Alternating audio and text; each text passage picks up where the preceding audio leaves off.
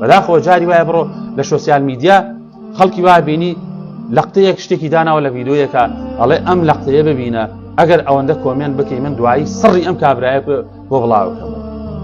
سەیری کە سبحان الله وای لێ هاتوو کابرا یعنی بەوەی کە تۆ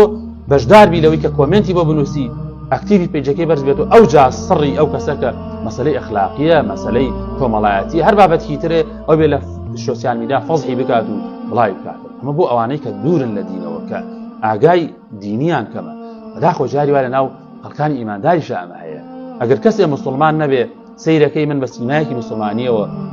کەسێکتر بە سینایەکی مسلمانیەوە دین قسە بە یەکەڵین لەسەر سوسیال میدیا لەسەر مینبەرەکانەوە لە تەلەڤیزیۆنەکانەوە لە هەر شوێنێکەوە بەداخەوە ئەگەر کەسێکی نامسلمان سەیر بکە لی تێکەچێ نازانێت کامان مسلمانی ڕاستەقینەین بۆیە پێغەمبەری ئەکرەم عەلەیهی سەڵات وسەلام فەرمووی لەیسە المؤمن بالطعان ئینسانی مسلمان ئینسانی ئیماندار نابێت تعنە بدا نابێت تانە و تەشەر لە ئینسانی بەرامبەرەکەی بدا کە ئیماندار مسلمانە ولا اللعان نابێت لعنەت لە خەڵک بکە بۆیە ئەمانە دوور لە صفاتی ئینسانی ئیماندار و مسلمانەوە ولا الفاحش ولا البذ و بەڕاستی ئینسانی ئیماندار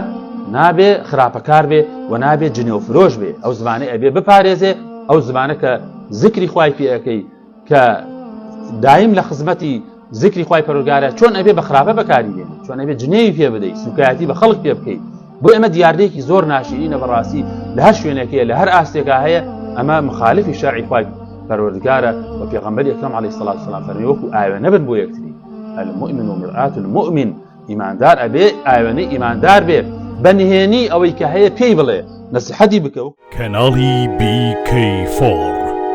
کەناڵێک بۆ سەرجەم چین و توێژەکانی کۆمەلگا BK